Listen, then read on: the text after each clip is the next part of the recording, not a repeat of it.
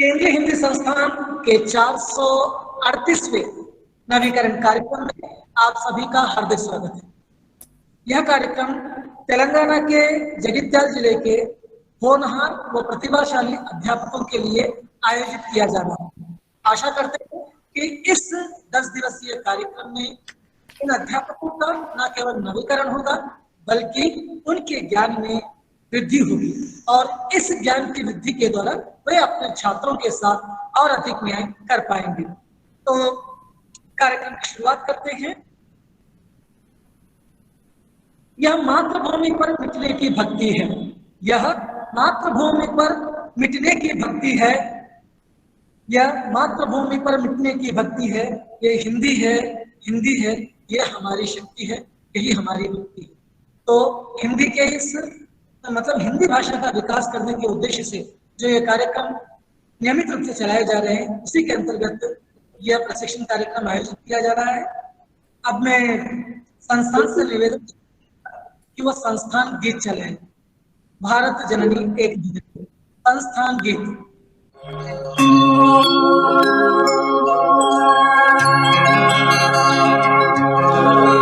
जय हो, जय हो,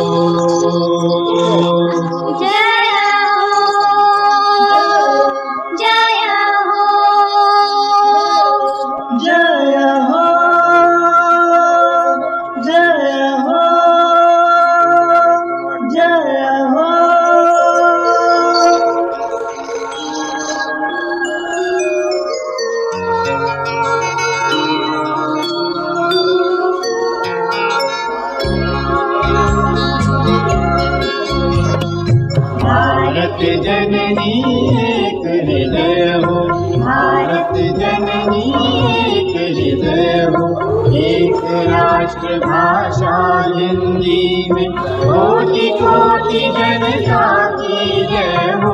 भारत जननी एक हृदय हो, भारत जननी एक हृदय हो, एक राष्ट्र भाषा हिंदी में कोटि कोटि जनता की जय हो। भारत जननी एक हृदय हो।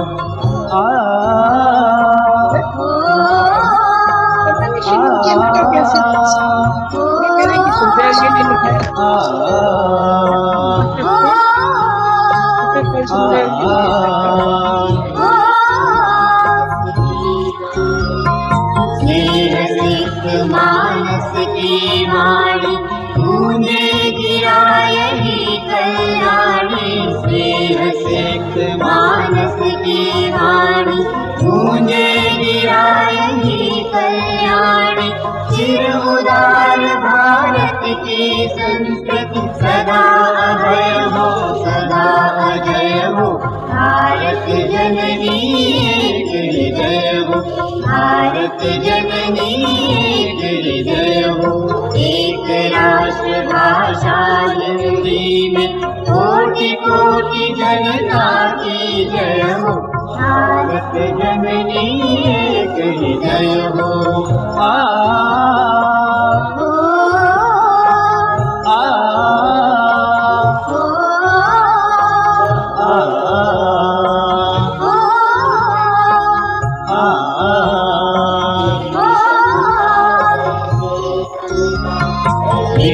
विषमता सर से समता, रहे मूल में मीठी ममता। मिटे विषमता सर से समता, रहे मूल में मीठी ममता। चमत्कारी माँ को विदीर्णता, जन जन का मत ज्योतिर्मय हो। भारत जननी एक हृदय हो, भारत जननी एक हृदय हो, एक राष्ट्र भाषा हिंदी में कोटि कोटि जनता की जय हो। भारत जननी एक हृदय हो।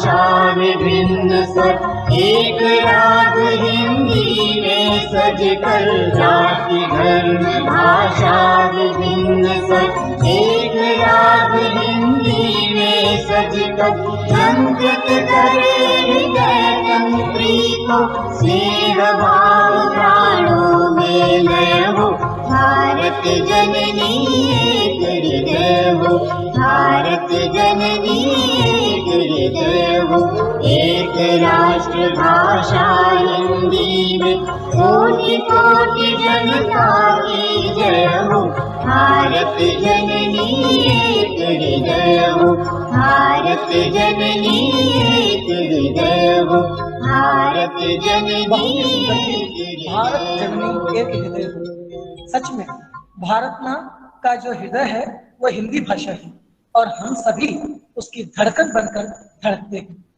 अगर हमारी धड़कनें एक गूंज के साथ एक संगठित रूप में आगे बढ़े तो हमारी भारत माँ जननी का जो हृदय है वो शक्तिशाली बनेगा, वो और आगे बढ़ेगा। तो संस्थान के स्वागत गीत के साथ ही मैं अब निवेदन करना चाहूंगा कि संस्थान के द्वारा एक स्वागत गीत चलाया जाए। प्यारा ही पल खुशियाँ बरसाए, हर पल मंगल सुमंगल, प्यारा ही पल खुशियाँ बरसाए, हर पल आप जो आए आंगन सजाए, आप जो आए आंगन सजाए, हम करते हैं दिल से तन से मन से स्वागतम, मंगल सुमंगल, प्यारा ही पल खुशियाँ बरसाए, हर पल मंगल सुमंगल, प्यारा ही पल खुशियाँ बरसाए, हर पल इस दिल को दिल में समाते रहेंगे, इस दिल की गुनगुन हम गाते रहेंगे, इस दिन को दिल में समाते रहेंगे, इस पल की गुनगुन हम गाते रहेंगे, फूलों सा सजदा बरसाता दिन, फूलों सा सजदा बरसाता दिन, प्यारा प्यारा आज दिन, प्यारा आज दिन, मंगल सुमंगल, प्यारा ही पल खुशियाँ बरसाए, हर पल मंगल सुमंगल, प्यारा ही पल खुशियाँ बरसाए, हर पल मंगल सुमंगल, प्यारा ही पल खुशियाँ बरसाए, हर पल। धन्यवाद। तो अब तक आप सुन रहे थे स्वागत गीत। हर पल हरदम कर्मठ मन से तपते रहते अपने तन से, हर पल हरदम कर्मठ मन से तपते रहते अपने तन से, अलख जगाने दक्षिण भर में डॉक्टर गंगाधर नाम कहानी। जी हाँ, केंद्रीय हिंदी संस्थान के क्षेत्रीय निदेशक डॉक्टर गंगाधर वानरे जी से मैं निवेदन करना चाहूंगा कि वे आज के कार्यक्रम का परिचय दें, साथ ही अतिथियों का स्वागत करें। आदरणीय डॉक्टर गंगाधर वानरे जी। नमस्कार। आज हम इस आभासी मंच पर उपस्थित हुए हैं। तेलंगाना राज्य के जगतियाल जिले के हिंदी अध्यापकों के लिए दिनांक 27 अगस्त से 7 सितंबर तक आयोजित इस ऑनलाइन नवीकरण पाठ्यक्रम का उद्घाटन समारोह है। इस उद्घाटन समारोह की अध्यक्षता केंद्रीय हिंदी संस्थान आगरा की निदेशक महोदया प्रोफेसर बीणा शर्मा जी का इस कार्यक्रम में हार्दिक स्वागत है, अभिनंदन है। हम सभी उनका करतल ध्वनियों से स्वागत करते हैं। महोदया, आप हमेशा सफरनामा लिखती है अब तक आपने 680 सफरनामा लिखे हैं और आपकी 5 खंड पुस्तकों के 5 खंड प्रकाशित हुए हैं और 6ठा सफरनामा का जो खंड है वो प्रकाशनाधीन है। आपने विदेशी, भारतीय और विदेशी विद्यार्थियों के लिए भारतीय संस्कृति प्रतीक पुस्तक और हिंदी शिक्षण अंतर्राष्ट्रीय परिप्रेक्ष्य में लिखी है। आप एक शिक्षा शास्त्री के साथ साथ साहित्यकार भी हैं। आप एक स्वयंसेवी संस्था भी चलाती हैं, प्रयास, जिसमें बहुत ही गरीब तबके के विद्यार्थियों को आप इस प्रयास के माध्यम से व्यावहारिक ज्ञान और प्रशिक्षित करती हैं। बहुत ही अच्छा उपक्रम आप चला रही हैं। इस तरह से बहुआयामी व्यक्तित्व हमारे इस कार्यक्रम की अध्यक्षता कर रहे हैं। पुनश्च हम उनका हार्दिक स्वागत करते हैं, अभिनंदन करते हैं। इस कार्यक्रम के मुख्य अतिथि प्रोफेसर शकुंतलम्मा रेड्डी जी। शकुंतलम्मा रेड्डी जी केंद्रीय हिंदी संस्थान हैदराबाद केंद्र में पूर्व क्षेत्रीय निदेशक रह चुकी हैं। आपने करीब 7 पुस्तकें लिखी हैं, प्रकाशित हुई हैं। आंध्र सरकार और तेलंगाना सरकार के पाठ्य पुस्तक निर्माण में आपने बहुमूल्य अपना योगदान दिया है। आपके कई पुस्तकों में और पत्रिकाओं में लेख प्रकाशित हो चुके हैं। आपने कई तेलुगु कहानी और कविताओं का भी अनुवाद, हिंदी में अनुवाद किया है और करीब 50 से ऊपर आपके शोधपरक लेख विभिन्न पत्रिकाओं में प्रकाशित हुए हैं। इस तरह से आप बहु व्यक्तित्व के धनी हमारे इस कार्यक्रम में मुख्य अतिथि के रूप में हमें आपने समय दिया है, इसलिए मैं आपका इस कार्यक्रम में हार्दिक स्वागत करता हूं, अभिनंदन करता हूं। हम सभी उनका करतल ध्वनियों से स्वागत करते हैं। हमारे इस कार्यक्रम के विशिष्ट अतिथि प्रोफेसर ऋषभदेव शर्मा जी का भी मैं इस कार्यक्रम में हार्दिक स्वागत और अभिनंदन करता हूं। नमस्कार सर। आप एक साहित्यकार के साथ साथ एक सामाजिक कार्यकर्ता भी हैं और आपके निर्देशन में डिलीट, पीएचडी और एमफिल के कुल 142 शोध कार्य आपके सफल निर्देशन में विद्यार्थियों ने प्राप्त किए हैं। आपका काव्य संग्रह तेवरी बहुत ही प्रसिद्ध है। देहरी, ये काव्य संग्रह भी बहुत प्रसिद्ध हुआ। ये त्रिपक्षीय स्त्री पक्षीय कविता का है। इसका राजस्थानी में अनुवाद भी हुआ है। हाल ही में इसका विमोचन दक्षिण भारत हिंदी प्रचार सभा के कार्यक्रम में इसका विमोचन भी हुआ है। आपने आलोचना ग्रंथ लिखे हैं।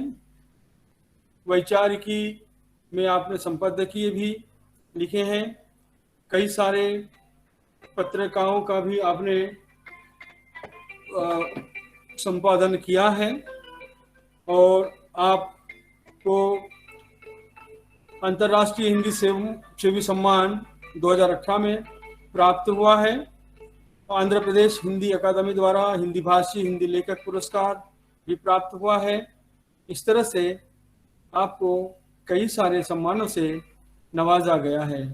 आप बहुआयामी प्रतिभा के धनी हैं। इस कार्यक्रम में आपका हार्दिक स्वागत है, अभिनंदन है। हम सभी आपका करतल ध्वनियों से स्वागत करते हैं। बहुत बहुत धन्यवाद। धन्यवाद आदरणीय डॉक्टर गंगाधर जी। अब तक आप सुन रहे थे कार्यक्रम के संयोजक केंद्रीय हिंदी संस्थान के क्षेत्रीय निदेशक डॉक्टर गंगाधर जी को, जो कि अब तक उन्होंने कार्यक्रम का परिचय दिया, साथ ही साथ अतिथियों का स्वागत किया। हमारे जो प्रतिभागी हैं, यानी कि जो हमारे प्रशिक्षणार्थी हैं, उनके बारे में मैं 2 शब्द कहना चाहूँगा कि हमारे जो प्रतिभागी हैं बहुत ही प्रतिभाशाली हैं, बहुत होनहार हैं और वे जमीनी स्तर पर बच्चों को पढ़ाते समय कई चुनौतियों का सामना करते हैं। तो मैं आप लोगों में से किन्हीं 2 लोगों से निवेदन करना चाहता हूँ कि आप इस 10 दिवसीय कार्यक्रम से क्या अपेक्षा रखते हैं, आप क्या चाहते हैं, क्या सीखना चाहते हैं, आपकी क्या समस्याएं हैं। अगर आप में से कोई 2 अगर इसके बारे में बताएं तो अच्छा होगा। कोई भी आप में से 2 बात कर सकता है। धन्यवाद जी। सभी को नमस्कार जी। मुख्यतः हमारा जो प्रांत है हिंदी प्रांत है, ग्रामीण विद्यार्थी भी रहते हैं, थोड़ा हिंदी सभी को उसको पढ़ाने में दिक्कत हो रही है। मूलतः वो हमारे जो ग्रामीण प्रांत में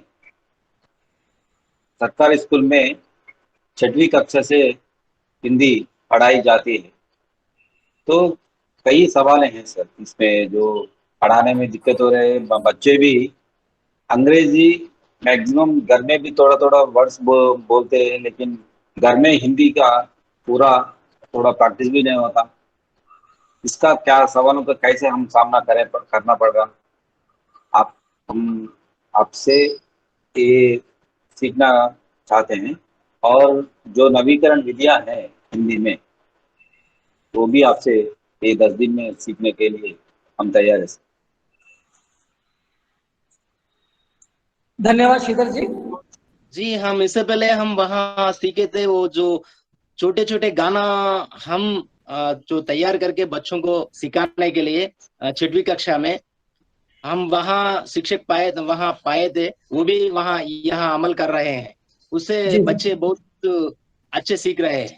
जो भी तेलुगु यानी अंग्रेजी, उससे जो भी है राइम्स है उसको हम हिंदी में ट्रांसलेट करके यहाँ बता रहे हैं। उससे बहुत अच्छा वो सीख पा रहे हैं सर। ये बहुत अच्छी मुलाकात है, उसमें बहुत अच्छा परिणाम हो गया सर। जी जी, धन्यवाद। और कोई तो मेरा प्रणाम। आप सबको मेरा नमस्कार।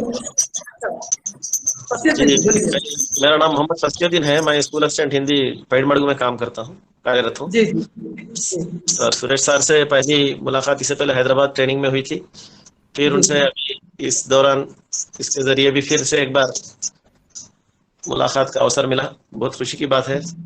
और ये नवीन पाठ्यक्रम के बारे में और ये नवीन नीतियों के बारे में भी इस कार्यक्रम में जानकारी हमें मिलेगी, और इससे संबंधित और पाठ से संबंधित और हमें किस प्रकार से तैयारी करके जाना है और किस तरीके से हमें कक्षाओं में छात्रों को पढ़ाना है, उसके बारे में अधिक से अधिक जानकारी हमें इस प्रशिक्षण के द्वारा मिल सकती है, उसकी आशा हम करते हैं। और इससे पहले भी जो हम ट्रेनिंग लिए थे, इससे पहले प्रशिक्षण पाए थे, उसके जरिए भी हम छात्रों को बहुत कुछ सीखा और उनको हिंदी भाषा के प्रति कई किस प्रकार से भाषा का उपयोग करना है और हिंदी को सीखना है और अपने पाठों में किस प्रकार से अच्छे अंक लाना है, उसके बारे में भी हम छात्रों को कुछ बताया है। और इस प्रशिक्षण से और भी हम बहुत कुछ हासिल कर सकते हैं, ऐसा मैं आशा करता हूँ। धन्यवाद सर। धन्यवाद फसीउद्दीन जी। नमस्कार सभी को, मेरा नाम गणेश है। मैं ZPHS मल्लापुर से बोल रहा हूँ। सर मैं चाहता हूँ इस कार्यक्रम के द्वारा अभी आने वाले समय में हिंदी टीचिंग करने वाले जो अध्यापक होते हैं उनकी समस्याओं में से अधिक कठिनाइयों को दूर करने का प्रयास इसके द्वारा होगा, यही मैं आशा करता हूं सर। क्योंकि तेलंगाना राज्य में हिंदी का प्रभाव है और हिंदी के शब्दों का उपयोग भी अधिक होती है, फिर भी बच्चे लोग समझने में, बोलने में, लिखने में अभी भी कुछ कठिनाइयां बनी रही है। इन सभी कठिनाइयों को दूर करने का प्रयास इसके द्वारा होगा, यही मैं आशा करता हूं और सभी को धन्यवाद भी कहना चाहता हूं सर। ठीक है, आदरणीय सर जी, आपका बहुत बहुत धन्यवाद। अभी हमारे प्रतिभागियों ने बहुत सारी बातें बताई, विशेषकर श्रीधर जी ने एक बात बताई कि हमारे बच्चे ITDA क्षेत्र के। तो मैं आपको बता दूं कि तेलंगाना में एटूर, नागाराम, उटनूर जैसे जो क्षेत्र है वो ITDA क्षेत्र है। यहाँ के बच्चों को पढ़ाना कोई आसान काम नहीं होता। जब आपके कमिश्नर सोमेश कुमार जी थे, जो अभी वर्तमान में KCR के प्रधान सचिव हैं, उनके समय पर मैं इन क्षेत्रों में कई बार आया था और मैंने देखा कि यहाँ के बच्चों को पढ़ाना सच में बहुत कठिन काम है। मैं आप लोगों के जज्बे को, आपके पढ़ाने के कार्य को मैं सलाम करता हूँ, नमस्ते करता हूँ और हृदय से आप लोगों को मैं धन्यवाद देता हूँ कि आप बहुत अच्छा काम कर रहे हैं और इस दौरान आपको जो समस्याएं आ रही हैं उन समस्याओं को हम अवश्य दूर करेंगे। तो चलिए हम कार्यक्रम में आगे बढ़ते हैं। अध्यापन कोई कार्य नहीं, यह तो एक पूजा है। अध्यापन कोई कार्य नहीं, यह तो एक पूजा है। इंसान को इंसान बनाने का कार्य न कोई दूजा है। जी हाँ, तो आपको आज से यानी 27 अगस्त से लेकर अगले महीने 7 सितंबर तक चलने वाले इस 10 दिवसीय कार्यक्रम में जो भी आपको पढ़ाने वाले हैं उन सबके बारे में छोटा सा परिचय लेंगे और साथ ही साथ मैं उन्हीं के द्वारा वे कौन सा विषय पढ़ा रहे हैं, क्या पढ़ा रहे हैं और क्या क्या पढ़ाएंगे आपको उसके बारे में जानकारी देंगे। और इसके लिए मैं सबसे पहले हमारे कार्यक्रम के संयोजक तथा भाषा विज्ञान के विशेषज्ञ आदरणीय डॉक्टर गंगाधर वानवड़ी जी से निवेदन करना चाहूंगा कि कृपया वे अपने विषय के बारे में बताएं और हमारे छात्रों को आशीर्वाद देते हुए उनका मार्गदर्शन करें। धन्यवाद।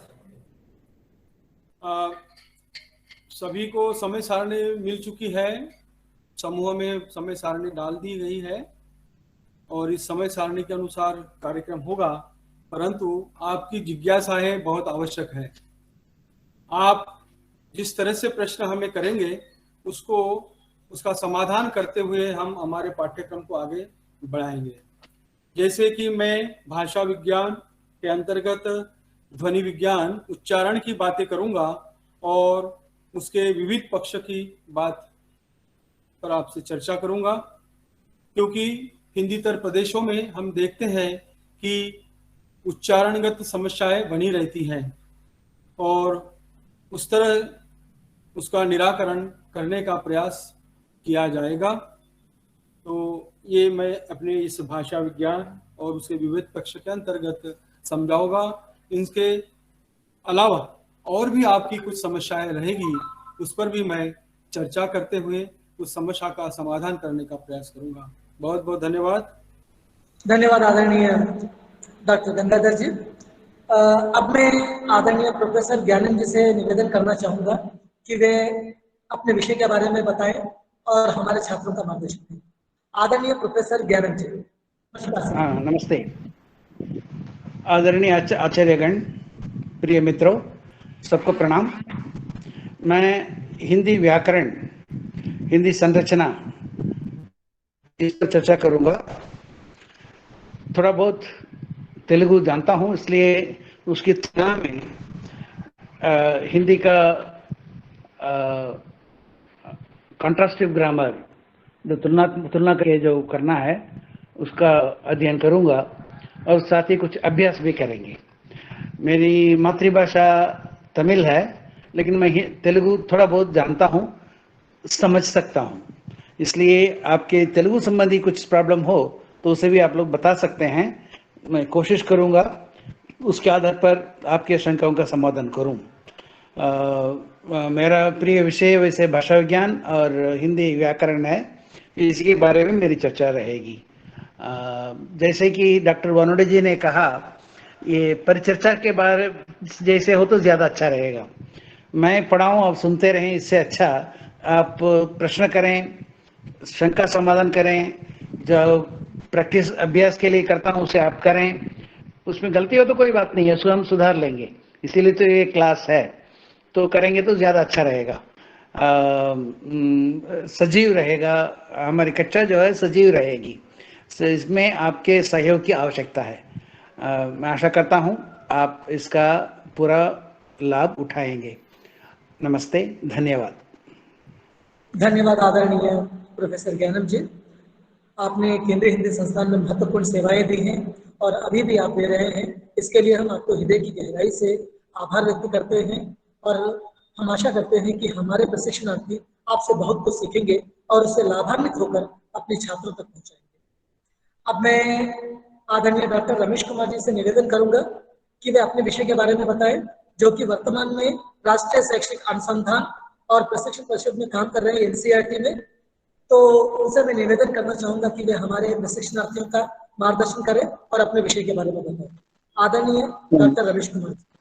धन्यवाद सुरेश जी। सबसे पहले मैं आदरणीय professor Veena Sharma madam, professor Rishabh Dev sir and doctor Gangadhar Wanode sir को धन्यवाद देता हूं कि इन्होंने मुझे ये मौका दिया कि आप सब लोगों के साथ में मैं अपना सानिध्य स्थापित कर सकूं। देन उसके बाद मैं सारे के सारे जितने भी पार्टिसिपेंट हैं उसका अभिवादन करता हूं कि उन्होंने बड़े अच्छे ढंग से, बड़ी तत्परता के साथ हम लोगों की बातों को सुना। मैं आप लोगों को शिक्षा मनोविज्ञान पाठ योजना, जिसमें कि गद्य और पद्य दोनों सम्मिलित हैं, इसको आप लोगों के सम्मुख रखूंगा। भाषा कौशल भी मैं आप लोगों के साथ में चर्चा करूंगा। मेरा प्रयास ये होगा कि आप लोगों के सम्मुख अपनी बातों को आपके साथ जोड़े और आपसे भी कुछ ज्ञान हम अपने आप को लाभान्वित कर सकें। एक बार फिर से आप सब लोगों का धन्यवाद, और हम गंगाधर वानडे सर को एक बार फिर से आभार व्यक्त करते हैं, उन्होंने मुझे मौका दिया आप लोगों के साथ जुड़ने के लिए। बहुत बहुत धन्यवाद आप सभी लोगों को। धन्यवाद आदरणीय डॉक्टर रमेश जी। अब तक आप सुन रहे थे डॉक्टर रमेश कुमार जी, जो एनसीईआरटी में काम करते हैं और डिपार्टमेंट ऑफ एलिमेंट्री एजुकेशन, प्रारंभिक शिक्षा विभाग में काम करते हैं। और सीखने की संप्राप्तियां, जो कि आज हमारे लिए बहुत जरूरी है, लर्निंग आउटकम्स, उसको तैयार रमेश कुमार जी ने किया है। तो ये हमारा सौभाग्य होगा कि लर्निंग आउटकम्स के बारे में हम उन्हीं के द्वारा सीखेंगे। अब मैं आदरणीय संतोष कुमार जी से निवेदन करना चाहूंगा कि वे अपने विषय के बारे में बताएं। संतोष पवार।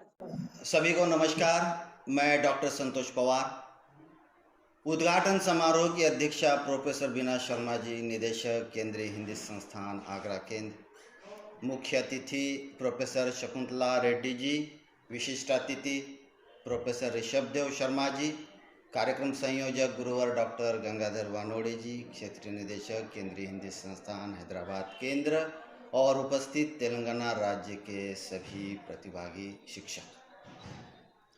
देखिए, आज तेलंगाना राज्य के जगित्याल जिले का 438वां ऑनलाइन नवीकरण कार्यक्रम संपन्न हो रहा है।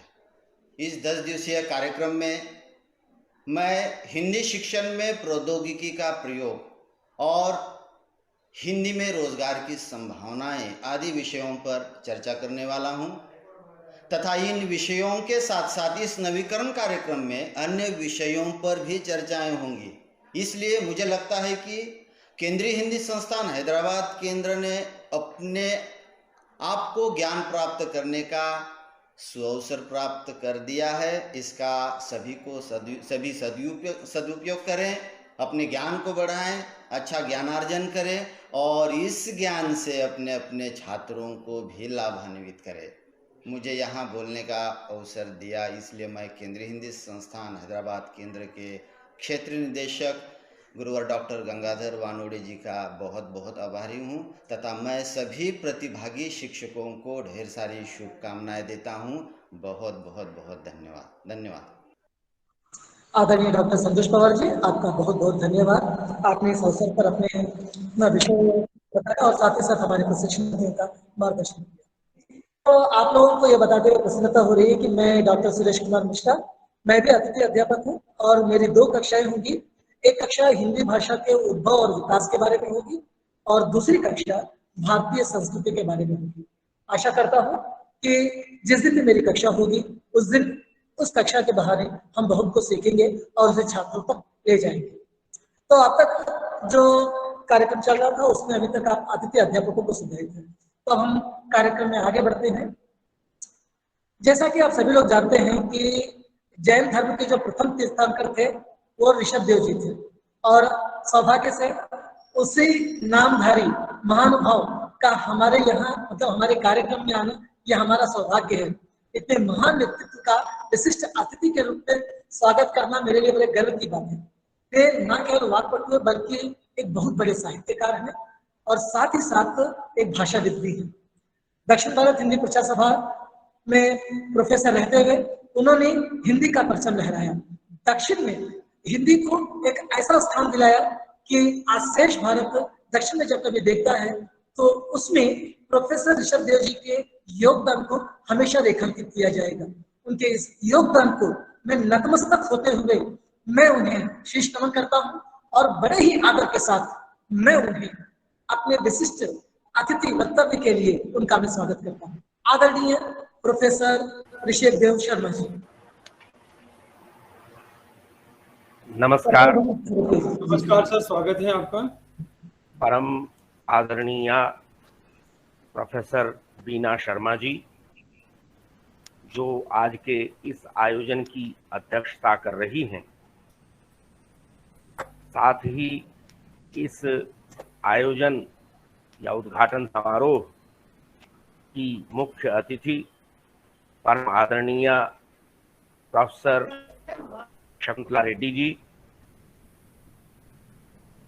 आदरणीय डॉक्टर गंगाधर वानोड़े जी, आदरणीय डॉक्टर सुरेश कुमार मिश्र उर्फ तृप्त जी, आदरणीय डॉक्टर प्रोफेसर ज्ञानम जी, आदरणीय डॉक्टर रमेश जी, आदरणीय डॉक्टर संतोष जी एवं तेलंगाना राज्य के जगत्याल अंचल में हिंदी का परचम फहराने का मौलिक कार्य, मूलभूत कार्य अपने अध्यापन के द्वारा संपन्न कर रहे समस्त अध्यापकगण, देवियों और सज्जनों,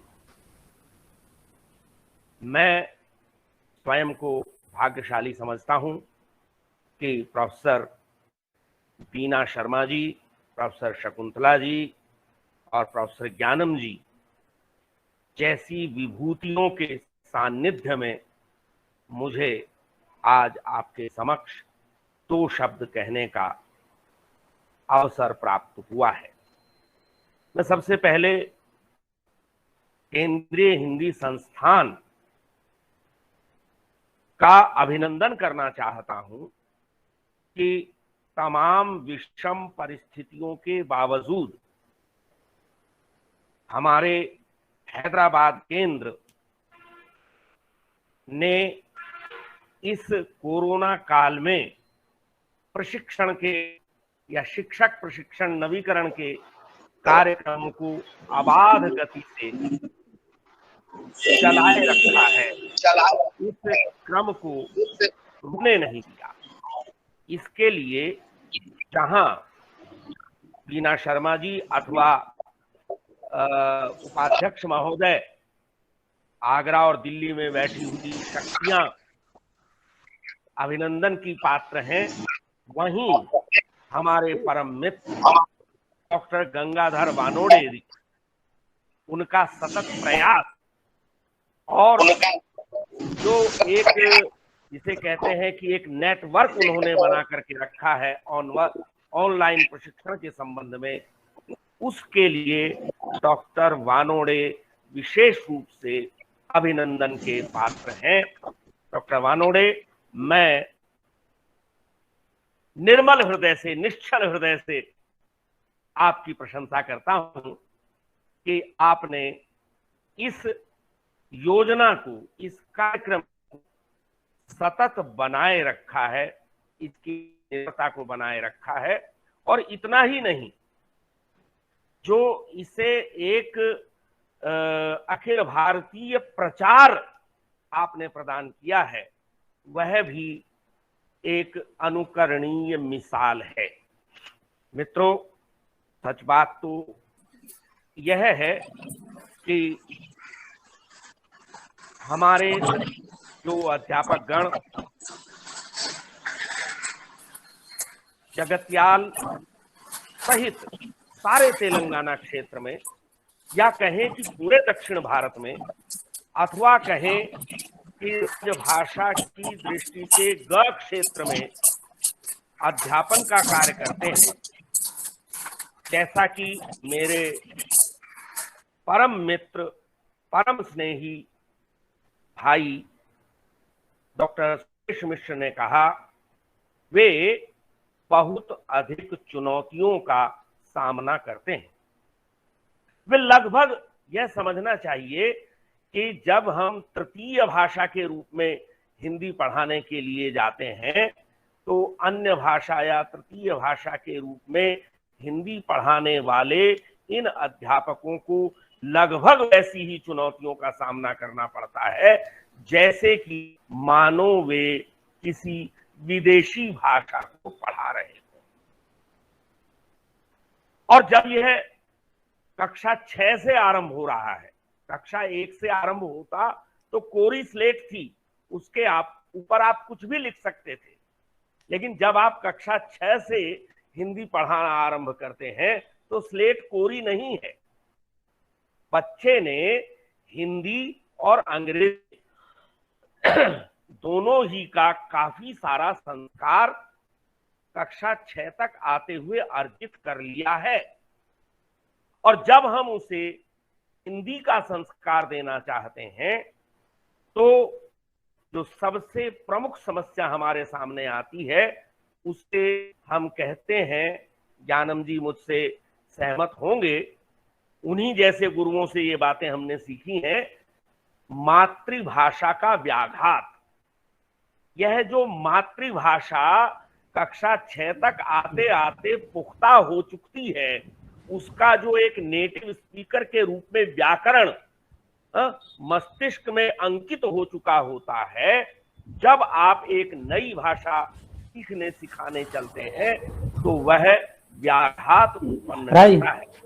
मैं यह निवेदन कर रहा था कि यह सौभाग्य की बात है हमारे विद्यार्थियों के लिए कि उन्हें ऐसे अध्यापक प्राप्त हुए हैं जो मातृभाषा यानी तेलुगु भी जानते हैं और जिस भाषा को सिखाने जा रहे हैं, लक्ष्य भाषा, वह हिंदी भी जानते हैं। इसका लाभ आप अपनी कक्षाओं में उठा सकते हैं, और वह है, जैसा ज्ञानम जी ने इशारा किया था, कि हमें समानता और भिन्नता, दोनों भाषाओं में समानताएं हैं और जो भिन्नताएं हैं उन्हें पहले रेखांकित करना होगा, स्वयं समझना होगा, इनकी पहचान करनी होगी, और बच्चों को खास तौर से जो समानताएं हैं वह तो आसानी से समझ में आ जाएंगी, लेकिन जो भिन्नताएं हैं उनका अभ्यास कराना पड़ेगा,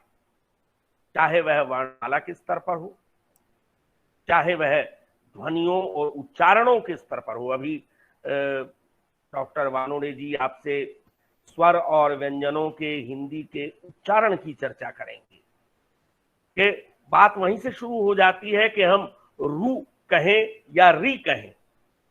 कृष्ण, कृष्ण और कृष्ण तो उच्चारण, पृष्टि, वृष्टि और वृष्टि तीनों उच्चारण प्रचलित हैं।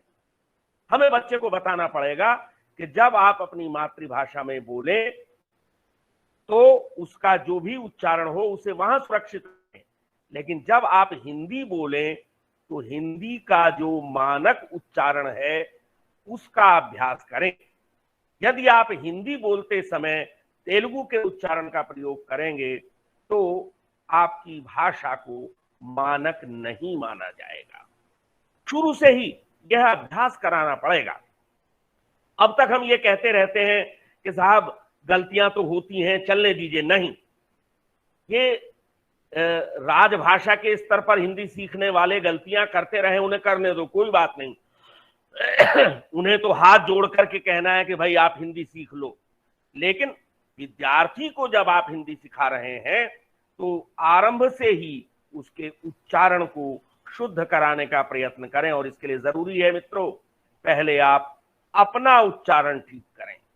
यदि अध्यापक का उच्चारण ठीक नहीं होगा, क्योंकि भाषा तो अनुकरण से सीखी जाती है, पहले अध्यापक अपने उच्चारण को ठीक करे, तभी वह छात्रों के उच्चारण को, व्याकरण को, व्याकरणिक कोटियों के अभ्यास को ठीक करा सकेगा। लिंग और परसर्ग के प्रयोग को लेकर के हम देखते हैं कि यहाँ बहुत सारी कमियां विद्यार्थियों को रहती हैं। मैं समझता हूं कि इस प्रशिक्षण कार्यक्रम के दौरान उनका अभ्यास विशेष रूप से अध्यापकों को कराया जाएगा और वे कक्षा में उसे आगे बढ़ा सकेंगे। एक चीज जो बड़ी रोचक हो सकती है विद्यार्थियों को जोड़ने के लिए, वह है कि जो समश्रोतीय शब्दावली है हमारी, तेलुगु और हिंदी की, तेलुगु पढ़ाते समय ही नहीं, हिंदी पढ़ाते समय भी हमें उस शब्दावली को रेखांकित करना होगा और यह ध्यान दिलाना होगा कि कहाँ ये शब्द समान अर्थ रखते हैं और कहाँ भिन्न अर्थ रखते हैं। क्योंकि यदि भिन्नार्थक समश्रोतीय शब्दों का प्रयोग आपने तेलुगु वाले अर्थ में हिंदी में करा तो कई बार विपरीत स्थितियां पैदा हो सकती हैं। इसलिए इन्हें भी पाठ पढ़ाते समय हमें रेखांकित करना चाहिए। हमें मातृभाषा के व्याघात को मातृभाषा की सहायता के रूप में, यानी जिसे आप कहते हैं ना कि समस्या को अवसर के रूप में परिवर्तित करना, तो मातृभाषा का व्याघात एक समस्या है, उसे अवसर के रूप में परिवर्तित करना, यह अध्यापक के अपने कौशल पर निर्भर करता है। मित्रों, हिंदी के एक अध्यापक के रूप में हमें यह बात स्थापित करने की आवश्यकता होती है अपने विद्यार्थियों के मन में कि हिंदी आज किसी एक क्षेत्र की भाषा नहीं है, हिंदी अक्षेत्रीय भाषा है, हिंदी अखिल भारतीय भाषा है और यह विश्व भाषा के रूप में निरंतर अपने आप को पुष्ट कर रही है। आरंभ से ही बच्चों को देश की बहुभाषिकता का सम्मान करना सिखाना, यह भी एक अध्यापक, भाषा अध्यापक की जिम्मेदारी है। और यह ध्यान दिलाना कि हिंदी एक रूपी नहीं है, यह विषम रूपी भाषा है, यह बहुबोलीय भाषा है। इसमें अनेक बोलियां, अनेक शैलियां, अनेक वाक आचरण, अनेक वाक कोड शामिल हैं। ये सारी चीजें अध्यापक के रूप में हमारे पास होनी चाहिए और इन्हें व्यवहारतः अपने विद्यार्थी के भीतर हम संप्रेषित कर सकें या इनका शक्तिपात कर सकें। यह योग्यता, इस प्रकार के प्रशिक्षण हमारे भीतर विकसित करें, ऐसी हम कामना करते हैं। मित्रों, एक बात की ओर मैं और ध्यान दिलाना चाहता हूं अपने अध्यापकों का कि हर भाषा में उसकी संस्कृति निहित होती है। केवल व्याकरण पढ़ा देना, केवल शब्दों के अर्थ पढ़ा देना, केवल पाठ में आए हुए प्रश्नों के उत्तर रटवा देना भाषा नहीं है। भाषा का ज्ञान उस भाषा में निहित संस्कृति के ज्ञान के साथ जुड़ा हुआ है। जैसे कि हिंदी में जो विनम्रता सूचक प्रयोग हैं, हिंदी में जो शिष्टाचार के प्रयोग हैं, हिंदी में प्रणाम और आशीर्वाद की जो शैली है, हिंदी में अनुमति किस प्रकार से ली जाती है, प्रश्न कैसे किए जाते हैं, नकार कैसे किया जाता है कि सामने वाले को कष्ट न हो, ये जो शिष्टाचार वाला भाव है, इसे भी पाठ को पढ़ाते समय अगर हम अपने विद्यार्थी में बोने की कोशिश करेंगे तभी वह अच्छी हिंदी बोल सकेगा। मित्रों, हमें बहुत ध्यान रखना होगा कि हम अपने बच्चों को तू, तुम, आप, वह, वे, इनसे जुड़े हुए जो मर्यादा सूचक प्रयोग हैं उनका अभ्यास कराएं, वरना वह बहुत बार हास्यास्पद किस्म की हिंदी बोलता है। अभी पिछले दिनों, कुछ ही दिन पहले, इसी महीने मुझे तेनाली जाने का अवसर मिला। ऐसे ऐसे अध्यापक जो 20-20, 25-25 साल से हिंदी पढ़ा रहे हैं, ऊंची कक्षाओं को पढ़ा रहे हैं, वे मर्यादा सूचक प्रयोग जो हैं उनसे परिचित नहीं हैं। वे किसी व्यक्ति को बोलने के लिए मंच पर बुलाते हुए उनके लिए आदर सूचक बहुवचन के स्थान पर एक वचन का संबोधन इस्तेमाल कर रहे थे। इसीलिए मैं इस बात को विशेष रूप से ध्यान दिलाना चाहता हूं कि हम अपने बच्चों को जो विनम्रता, शिष्टाचार और कहना चाहिए कि एक सांस्कृतिक पक्ष भाषा का है, उससे अवश्य परिचित कराएं, तभी वे हिंदी में वार्तालाप और साथ ही सर्जनात्मक लेखन इत्यादि में प्रवीण हो सकेंगे। और अंतिम बात यह है कि हमारे देश की सारी भाषाएं हमारी राष्ट्रीय भाषाएं हैं। इन सब भाषाओं के बीच एक सूत्रता स्थापित करने का काम हिंदी ने संपर्क भाषा, राष्ट्रभाषा, जनभाषा, राजभाषा के रूप में किया है, आज भी कर रही है और आगे रहेगी। हिंदी के हमारे तमाम अध्यापकों के ऊपर ये जिम्मेदारी आयद होती है कि अपने विद्यार्थियों में हम हिंदी भाषा और साहित्य के माध्यम से राष्ट्रीयता के उन संस्कारों को पैदा करें जो कि इस देश को जोड़ने और एक सूत्रता का काम करते हैं। और इसी का अगला संस्करण होगा। हमारे किसी मित्र ने शिक्षा नीति की बात कही थी। हमारी राष्ट्रीय शिक्षा नीति, नई राष्ट्रीय शिक्षा नीति विश्व नागरिक बनाने की बात करती है। तो हम अपने छात्रों को विश्व नागरिक तो तब बनाएंगे, पहले हम उन्हें भारत का नागरिक बनाएं। अच्छा नागरिक बनाने का काम, अच्छा नागरिक बनाने की जिम्मेदारी केवल साहित्य का अध्यापक लेता है और किसी विषय का अध्यापक ये जिम्मेदारी नहीं लेता। तो मित्रों, आप केवल हिंदी के अध्यापक नहीं हैं, आप नागरिकता के अध्यापक हैं, आप संस्कृति के अध्यापक हैं, आप राष्ट्रीयता के अध्यापक हैं, आप वैश्विकता के अध्यापक हैं। ऐसे आप सब भाषा अध्यापकों को मैं प्रणाम करता हूं और यह अवसर प्रदान करने के लिए केंद्रीय हिंदी संस्थान के हैदराबाद और आगरा दोनों ही कार्यालयों के अधिकारियों को धन्यवाद और प्रणाम निवेदित करता हूं। जो कुछ वाचालता हुई हो उसे क्षमा करें। धन्यवाद सर। प्रणाम सर, बहुत बहुत धन्यवाद। प्रोफेसर ऋषभ देव शर्मा जी, महान यूं ही आप महान यूं ही नहीं कहलाते सर, आपका अनुभव बोल रहा था और हमें ऐसा लग रहा था मानो आप हमारी कोई आप वक्तव्य नहीं बल्कि कक्षा पढ़ा रहे हैं और हम छात्र की तरह आपको सुनते जा रहे थे।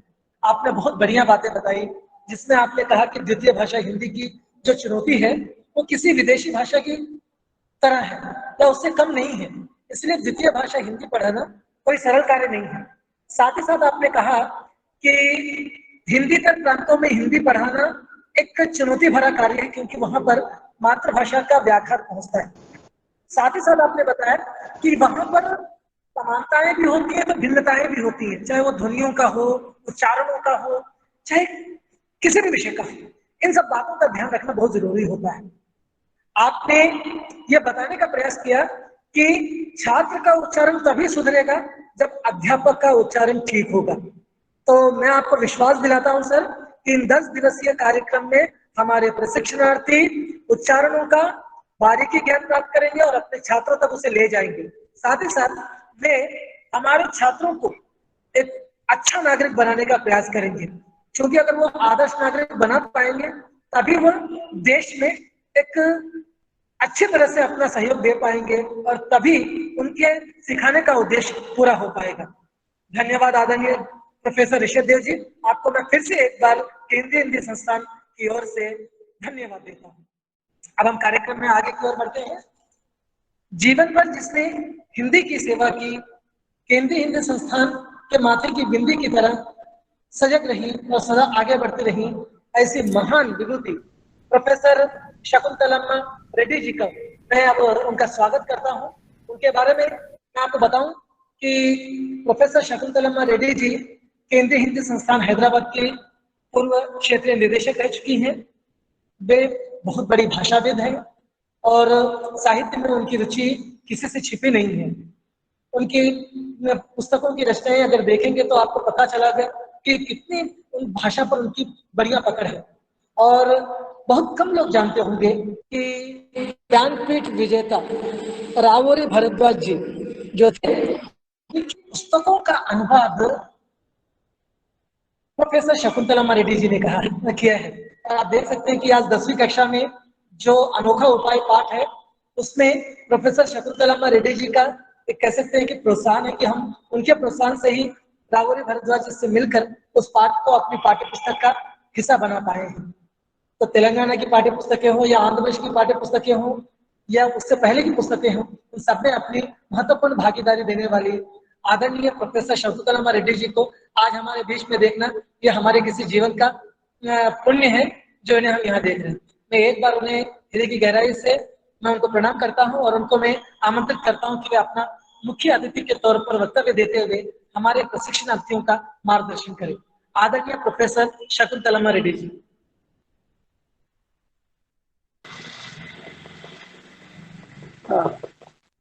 सुरेश कुमार जी ने मेरी तारीफ तो बहुत ज्यादा किया है, तो ये आपका बड़ापन है।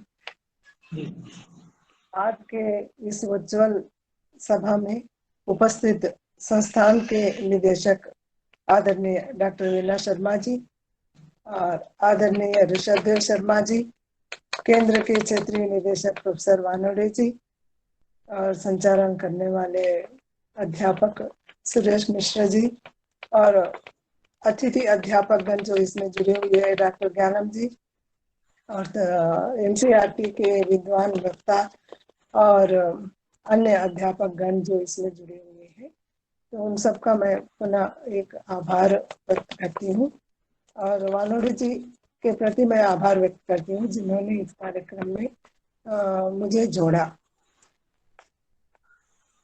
आप में से कुछ अध्यापक जो जगित्याल जिले के हैं तो वो पहले भी कार्यक्रम में आ चुके होंगे, संस्थान के कार्यक्रम में, जो हम लोगों को जानते भी हैं। तो आजकल अध्यापकों को बहुत सजग और रहना पड़ेगा अध्यापन के संदर्भ में, क्योंकि नई शिक्षा नीति लागू होने वाली है। तो स्कूलों में आपको उसके लिए तैयारी करनी होगी। आज की नई पाठ्य पुस्तकें भी निकली है और वे अगले साल से शायद लागू होंगी, तो इन सब के लिए तैयारी आप लोगों को करनी होगी। ये पाठ्यक्रम आप लोगों के लिए बहुत उपयोगी होगा, क्योंकि इसमें भाषा कौशलों पर विशेष ध्यान दिया जा रहा है। बच्चों में सृजनात्मक विकास करने के लिए भी ये बहुत अत्यंत आवश्यक है, जिसके लिए अध्यापक को एक तरह से विश्लेषक भी बनना चाहिए। जैसे आदरणीय ऋषभदेव शर्मा जी ने संकेत किया है कि क्योंकि बच्चे जो है मातृभाषा जानते हैं और दूसरी भाषा हिंदी के रूप में सीख रहे होते हैं, तो व्याघात जो है वो होता ही है सहज रूप से, क्योंकि जो भी बात हम कहते हैं बोलते हैं तो पहले अपने मातृभाषा में सोचते हैं और फिर दूसरी भाषा में अनुवाद करने की और उत्तर देने की कोशिश करते हैं, जिसके कारण मातृभाषा का व्याघात तो होता ही है। तो इसलिए विश्लेषण करके कहाँ मतलब उच्चारण से संबंधित त्रुटियां होती हैं और कहाँ व्याकरण से संबंधित त्रुटियां होती है, कहाँ शब्द प्रयोग से संबंधित त्रुटियां होती है, तो उन सब पर ध्यान देते हुए अध्यापन कार्य आगे बढ़ाने की जरूरत होती है। तो इसके लिए हम भाषा को सीखना, अध्यापक को भी भाषा में कहाँ मतलब समस्या होती है, तो उसको अपने को दक्ष बनाने की आवश्यकता है और कौशलों को कैसे सिखाना है उसमें भी दक्ष बनाने की आवश्यकता होती है, क्योंकि भाषा सीखना और भाषा का प्रयोग करना दोनों अलग अलग चीजें हैं। जब हम भाषा सीखते हैं, जैसे आदरणीय ऋषभदेव शर्मा जी ने कहा कि संदर्भ में कहाँ आदर देना चाहिए, कहाँ किस तरह से भाषा का प्रयोग करना चाहिए, और बच्चों में सृजनात्मक शक्ति के विकास करने के लिए हमें कैसे भाषा का प्रयोग करना चाहिए, ये सब बातें मूल भाषा सीखने के बाद उसके बाद भाषा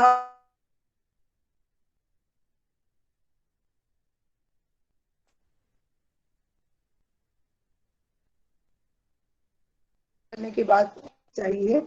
श्रवण, सुनना, समझना, बोलना, पढ़ना और लिखना, ये जो 5 मूल कौशल है, उसके बाद संप्रेषण कौशल को सिखाने की जरूरत पड़ती है। तो ये सारे कौशलों को सिखाने के लिए हमें एक तरह से तैयार रहना चाहिए, जिससे कि बच्चे अपने कौशलों को सीख सके और उसका प्रयोग कर सके, क्योंकि भाषा में शब्द होते हैं, भाषा की प्रकृति अलग होती है, जैसे आप लोग सब जानते ही हैं। हर भाषा के अपनी जो विशेषताएं होती है, उनको ध्यान में रखते हुए उन कौशलों को सिखाने की बात हमें करना चाहिए। जैसे शब्दों का प्रयोग हम कर लेते हैं, कभी कभी उसमें भी त्रुटियां हो जाती है लिंग वचन आदि से संबंधित। जैसे ऋषभदेव जी ने कहा कि ये जो व्याकरणिक कोटियां हैं, तो उस पर विशेष रूप से ध्यान देने की आवश्यकता होती है, क्योंकि ये जो व्याकरणिक कोटियां है भाषा के शब्दों पर प्रभावित करती है। तो एक मूल शब्द होता है और इसके जो अन्य रूप व्याकरण के आधार भाषा के रूप के आधार पर बनते हैं, तो उस पर विशेष ध्यान देना है। तो ये सारी चीजों को ध्यान में रखते हुए, जैसे हमारे ज्ञानम जी है शब्दों का प्रयोग, भाषा का प्रयोग, तो भाषा वैज्ञानिक दृष्टि से विश्लेषण करके बहुत अच्छा प्रस्तुत करेंगे।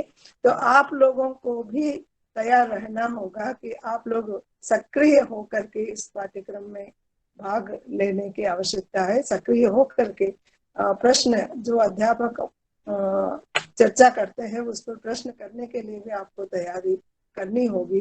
तो मैं आशा करती हूँ इस पाठ्यक्रम का आप विशेष रूप से लाभ उठाएंगे। एक बार पुनः सबको धन्यवाद देते हुए मैं अपना वक्तव्य समाप्त करती हूँ। धन्यवाद। धन्यवाद। मैं आदरणीय विनीता जी से निवेदन करना चाहूंगा कि कृपया वे हमारे प्रशिक्षणार्थियों का मार्गदर्शन करें।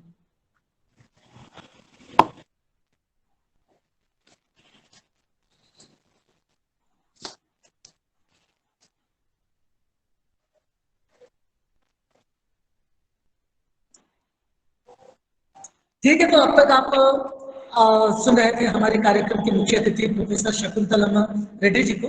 बहुत सारी बातें उन्होंने रेखांकित करवाई, जैसे कि नई शिक्षा नीति के बारे में, क्योंकि नई शिक्षा नीति आज एक नया हवा बन गया है जिसका सबको ज्ञान होना चाहिए, क्योंकि जब तक आप नई शिक्षा नीति के बारे में नहीं जानेंगे तब तक आज के पाठ्यक्रम को जानना काफी कठिन कार्य है। और चूंकि नई शिक्षा नीति आ चुकी है तो नई पाठ्य पुस्तकों के बारे में भी ज्ञान देना जरूरी होगा। तो नई पाठ्य पुस्तकें बनने वाली हैं। साथ ही साथ उन्होंने हमारा ध्यान उच्चारण की ओर भी आकृष्ट किया कि अध्यापकों के लिए बहुत जरूरी है कि वो उच्चारण ज्ञान, शब्द के प्रयोग के बारे में ध्यान दें।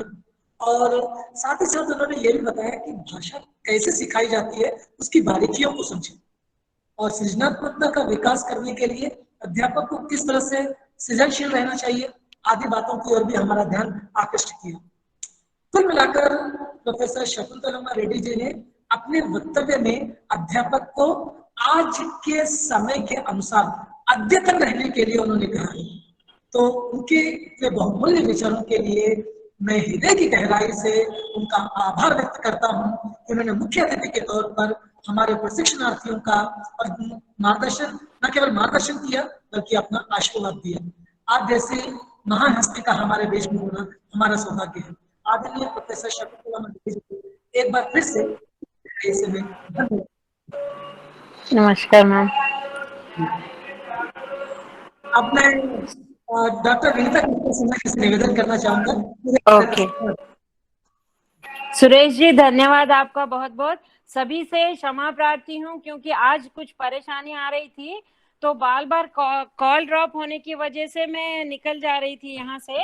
तो आज के कार्यक्रम की अध्यक्षा प्रोफेसर बीना शर्मा जी, मुख्य अतिथि प्रोफेसर वाई शकुंतलम जी, विशिष्ट अतिथि प्रोफेसर ऋषभ देव शर्मा जी, और वो मेरे गुरुजी हैं, मेरे गुरुजी। और आज के कार्यक्रम के संयोजक क्षेत्रीय निदेशक डॉक्टर गंगाधर वानोड़े जी एवं सुरेश कुमार जी, सभी को मेरा नमस्कार है। सभी का मैं अभिनंदन करती हूँ। और आज के अध्यापकों से, जो यहाँ पर प्रतिभागी अध्यापक हैं, उनसे मेरी छोटा सा मेरा निवेदन ये है कि आप मेरी 3 कक्षाओं में जब मेरे साथ बने रहेंगे तो आप सक्रियता से भाग लेंगे और चर्चा होगी। ये वन वे की तरह नहीं चलेगा। जो भी प्रश्न आपको पूछने हैं आप लगातार पूछ सकते हैं। मैं आपको हिंदी साहित्य का इतिहास इस विषय पर चर्चा करूंगी। साथ ही साथ आपके पाठ्यक्रम में आपको जो भी कुछ शंका है वो पाठ्यक्रम से का जो विश्लेषण होगा वो भी मैं आपको करवाऊंगी। तो आप सबसे निवेदन है कि हमारा जो ग्रुप बना हुआ है 438 नवीकरण वाला, उसमें आप अपने पाठ्यक्रम से संबंधित पाठ हो, कविता हो, निबंध हो, कहानी हो, यात्रा वर्णन हो, आपको किसी भी विधा का परिचय चाहिए वो पूछ सकते हैं। पाठ्यक्रम में जो पाठ संकलित हैं उससे संबंधित कोई जानकारी आपको चाहिए वो पूछ सकते हैं।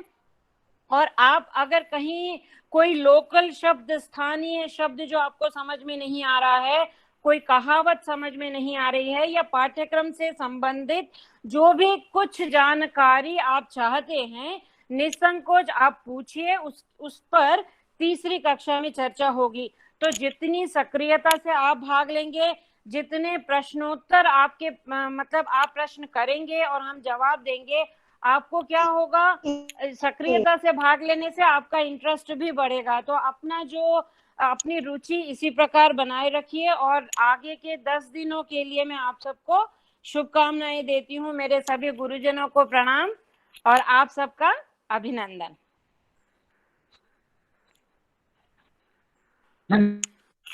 धन्यवाद सर। सभी को नमस्कार सर एंड मैडम। ये तो है, प्रोग्राम अच्छा चल रहा है। हमको क्या होना चाहिए, तो असाइनमेंट बुक होना सर। बच्चों को डायरेक्ट बताने के पहले हम शामपट पर बताते हैं, फिर भी बच्चों को अलग घर में ही होना है। तो प्राइवेट स्कूलों में असाइनमेंट बुक्स देते हैं ना सर मैडम, ऐसा हम भी बुक्स बच्चों को दिए तो बच्चे थोड़ा आसानी से अभ्यास का कार्यक्रम करते, ऐसा मेरा विनती है सर। ठीक है, हमारे अध्यापक आपकी समस्याओं को का समाधान करने का प्रयास जरूर करेंगे। हम भी उदाहरण से अलग अलग प्राइवेट पुस्तक लाके बच्चों को दे के अभ्यास करा रहे हैं, फिर अपने ऊपर से हमारे गवर्नमेंट से दी है तो बच्चे अच्छा आगे बढ़ते सर। यही है मेरे ख्याल से, इतना ही सर। ठीक है, मैं अभी इस कार्यक्रम की अध्यक्ष महोदया से विनती करता हूं कि आप अपने आशीर्वचन हमारे अध्यापकों को दें। आपका स्वागत है, बहुत बहुत धन्यवाद। सभी को नमस्कार और मेरी मित्र और बड़ी बहन शकुंतला जी को बारंबार प्रणाम। वर्षों से मिलना चाहती थी, लेकिन आज इस कार्यक्रम ने आपका सानिध्य दिया। मन आपको देखकर बहुत खुश हो गया। पता नहीं कब हैदराबाद आएंगे, कब आपसे मिलूंगी, लेकिन वानोडे जी ने आज एक बड़ा अवसर दिया है। इस कार्यक्रम के माध्यम से तेलंगाना राज्य के जगित्याल जिले के हिंदी अध्यापकों के लिए आज का यह कार्यक्रम प्रारंभ हो रहा है। इस कार्यक्रम की मुख्य अतिथि प्रोफेसर शकुंतला जी हैं, जो इसी केंद्र की क्षेत्रीय निदेशक भी रही हैं। लंबे समय तक हम लोगों ने साथ में शिक्षण कार्य किया है। ऋषभदेव शर्मा जी विशिष्ट अतिथि के रूप में हैं। संचालन सदैव की भांति सुरेश मिश्र जी का है। इस कार्यक्रम में अध्यक्षीय भाषण देने से पूर्व कुछ बातें मैं आपसे कहना चाहूंगी।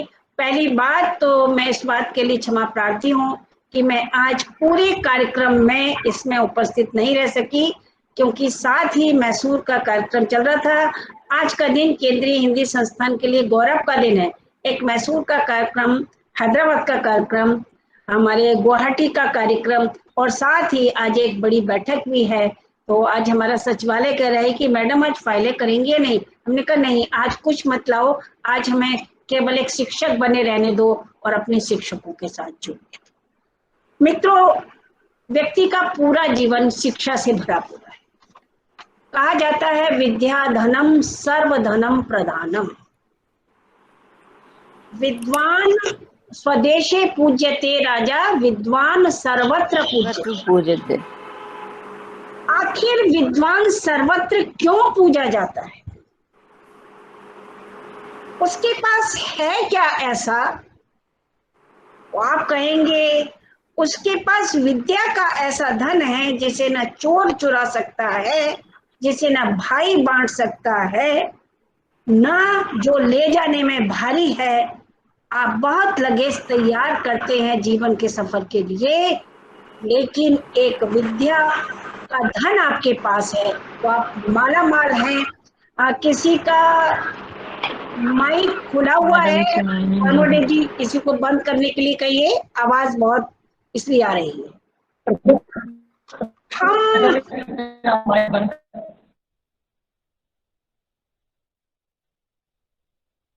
मैडम आप अपना माइक खोल दीजिएगा।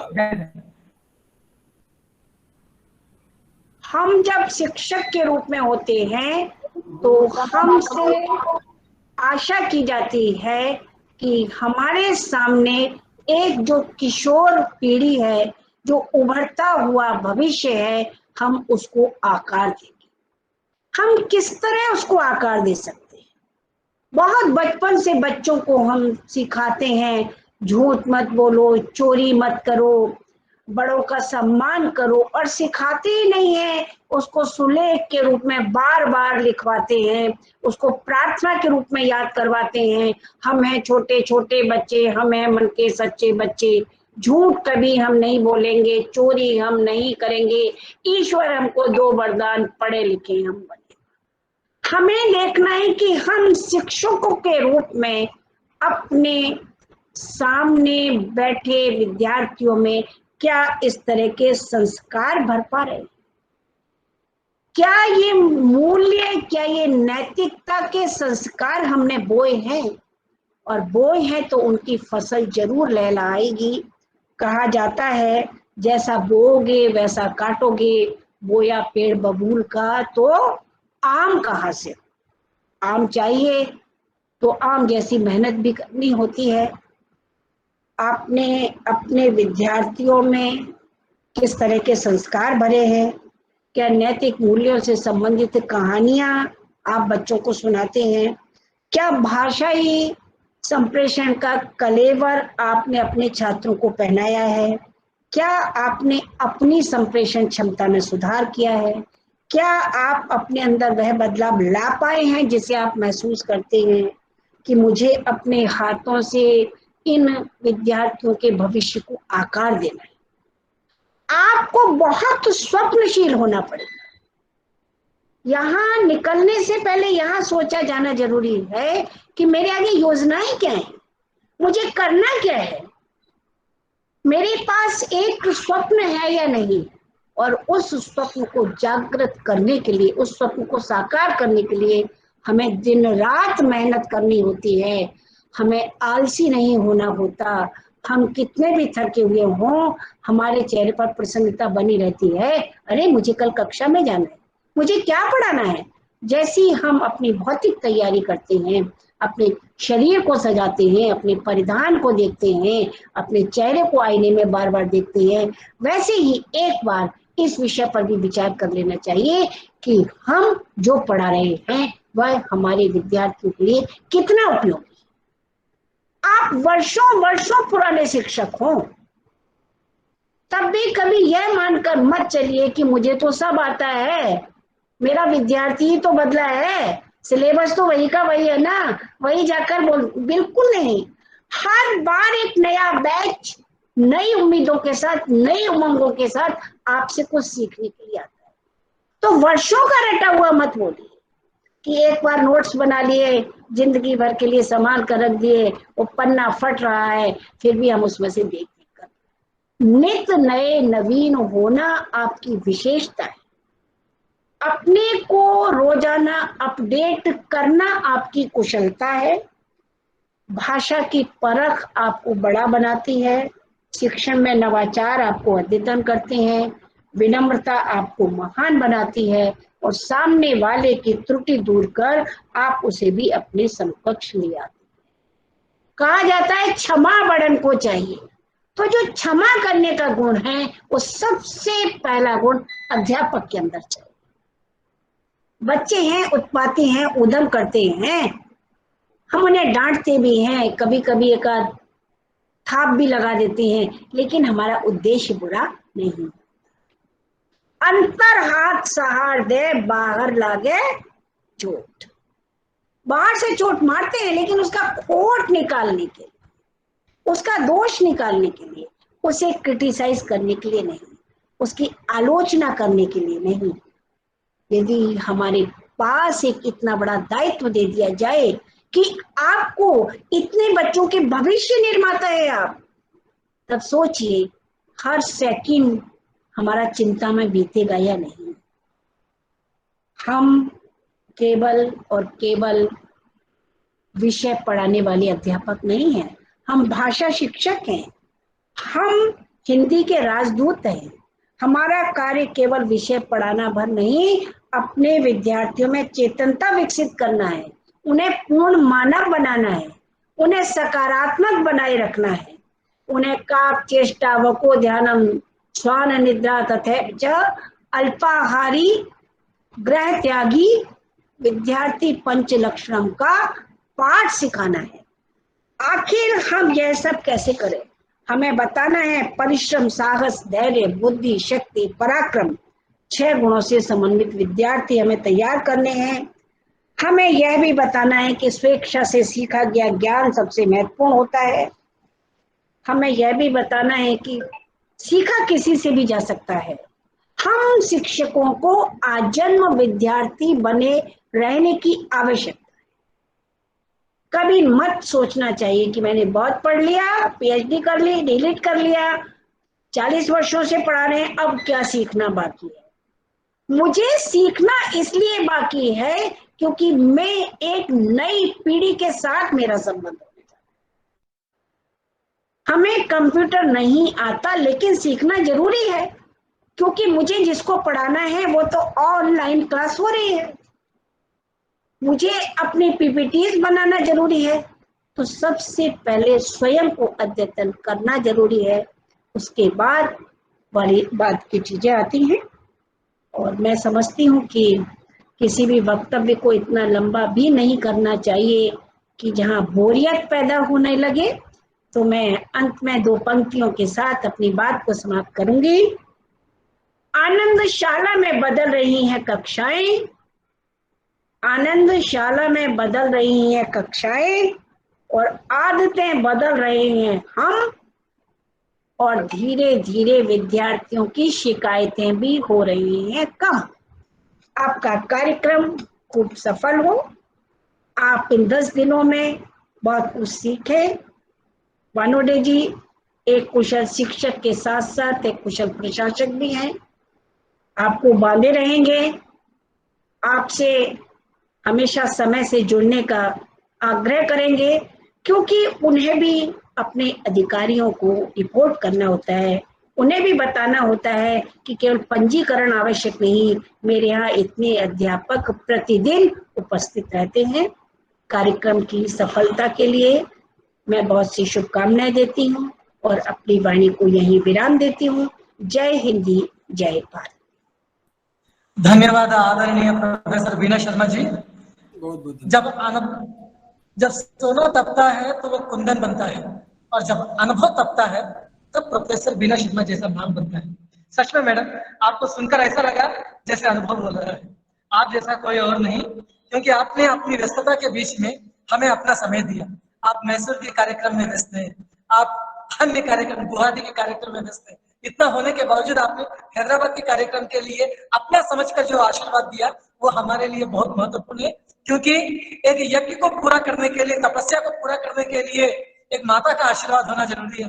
आप हमारी वही माता है, हमारी केंद्रीय हिंदी संस्थान की आप निदेशक है।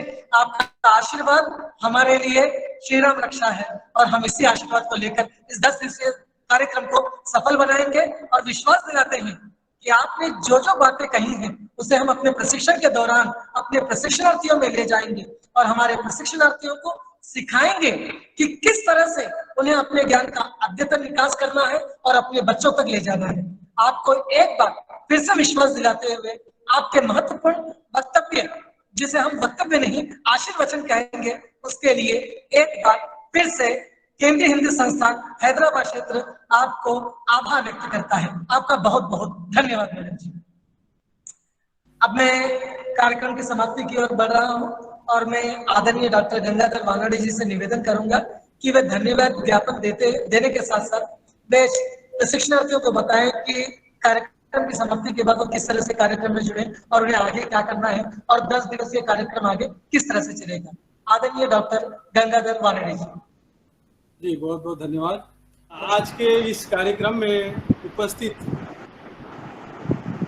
हमारे विशिष्ट अतिथि प्रोफेसर ऋषभदेव शर्मा जी, इन्होंने अपना व्यस्ततम समय में से समय निकालकर हमें समय दिया और हमारे प्रतिभागियों को बहुमूल्य मार्गदर्शन किया, इसलिए मैं उनका हार्दिक स्वागत और अभिनंदन करता हूं, आभार प्रकट करता हूं। मुख्य अतिथि प्रोफेसर शकुंतलम्मा रेड्डी जी, उन्होंने भी अपने व्यस्ततम समय में से समय निकालकर हमारे इस कार्यक्रम के मुख्य अतिथि के रूप में निमंत्रण स्वीकार किया और हमारे प्रतिभागियों को आशीर्वचन दिया और लाभान्वित किया। इस कार्यक्रम की अध्यक्षता कर रहे हैं केंद्रीय हिंदी संस्थान आगरा के निदेशक महोदया प्रोफेसर विनोद जन्मा जी का भी मैं आभारी हूँ, जिन्होंने अपने इतने व्यस्ततम कार्यक्रम में से समय निकालकर हैदराबाद केंद्र के कार्यक्रम में भी उपस्थिति दर्ज की और हमारे अध्यापकों को ज्ञानार्जित किया। इसलिए केंद्र की ओर से मैं उनका भी हार्दिक स्वागत और अभिनंदन करता हूँ।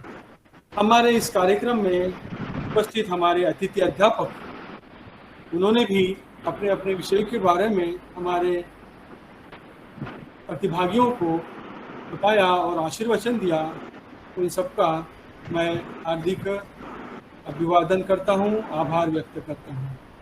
और आप सभी जगतियाल जिले के हिंदी अध्यापकों का भी आभार व्यक्त करता हूँ कि आप इतनी संख्या में यहाँ इस आभासी मंच पर उपस्थित हुए और इस उद्घाटन कार्यक्रम की गरिमा बढ़ाई। आप सभी का हृदय से स्वागत और आभार।